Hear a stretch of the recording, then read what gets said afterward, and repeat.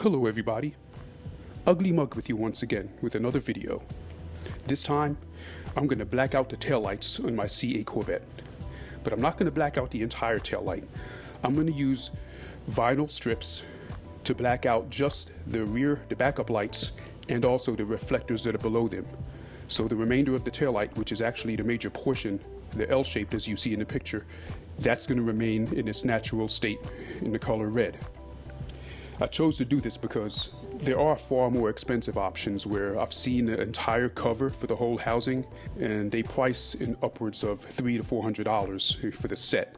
But for what I'm going to be doing, I'm going to only do it for about $40 in materials. So I chose to go with the vinyl strips, and I'm getting them from Paragon Performance. Now they come in two colors. They come in smoke and then they come in dark. I chose to go with the dark option because I like them to really look black when all is said and done. So what I'll do here today is I'll just walk you through the process so you can kind of just see what they look like before, and then see what it takes to have them done, and then you'll be able to see what they look like when they're complete. So as we look at the rear, we're going to go ahead and pan across so you can see the entire look of the car before anything has been done. And then what I'm going to follow up with is I'm going to move in closer, and then I'm just going to go ahead and basically describe the work to some degree, and I'm going to walk you through the actual process of applying these strips. I'm not going to make it too long and drawn out. I definitely don't want to bore you to death, but I'd like to at least again give you a taste of what we have here. So now we're a little bit closer up.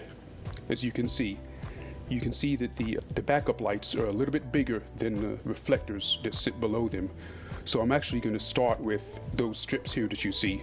They're the bigger ones. They're going to be a little bit easier to apply because they're bigger. And then of course I'll follow that with the smaller ones that go on the further recessed reflectors. So they're going to be a little bit more difficult because they're a little bit deep down in there, and it's going to be hard to get everything pressed into place the way they need to be. So with that being said, let's move on.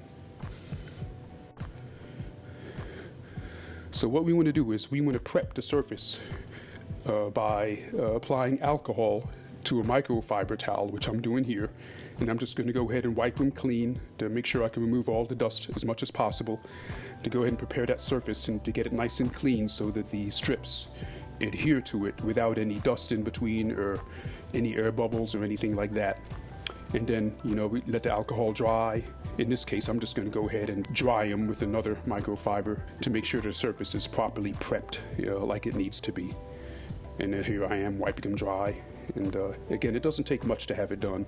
Most of the dust is visible, so you can just kind of give it a good once over, and that should prep it adequately for the application.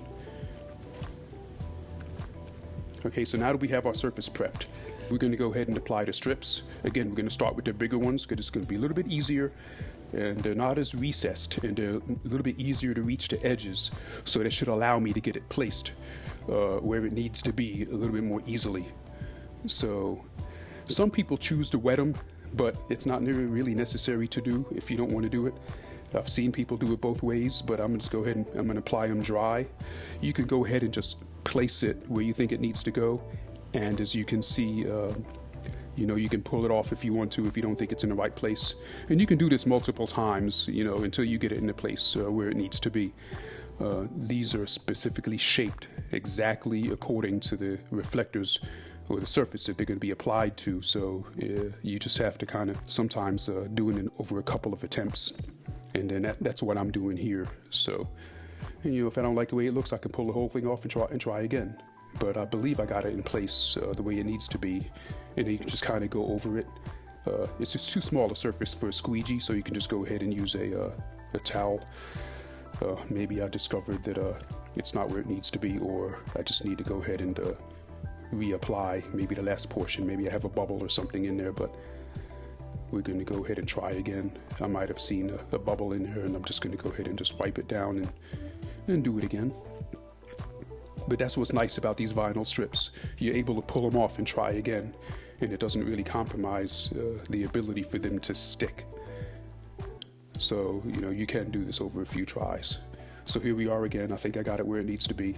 And you just kind of press it down, wipe it with a dry towel, and make sure you just work all the air bubbles out if there are any. And that really should do it. And it's really that simple. But in this case, we've got 8 of them to do, and I'm going to go ahead and work my way through them. I'm not going to bore you with the entire process as we go, so I'll give you a little bit of time elapsed action, if you will, so that we can kind of just work our way through it. And now, when I get to the bottom ones, soon, you're going to see that, well, you may not be able to see it on the video, but the strips on the bottom are going to be a little bit more recessed. Those areas where the reflectors are, it's a little bit deeper, so it's hard to really get into the corners.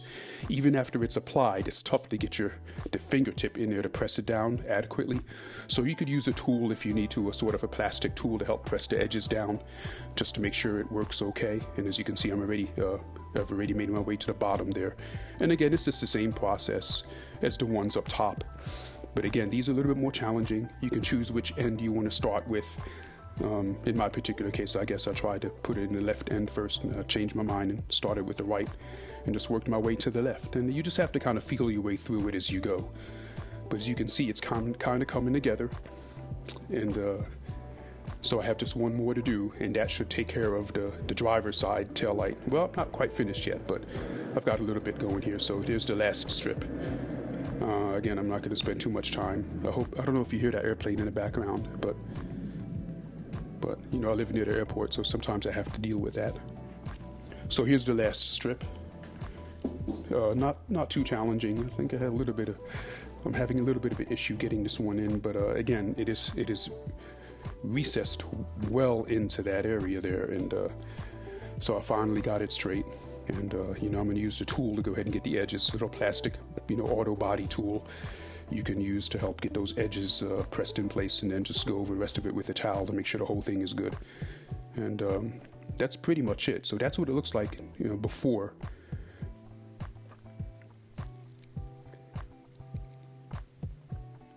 And that's what it looks like after.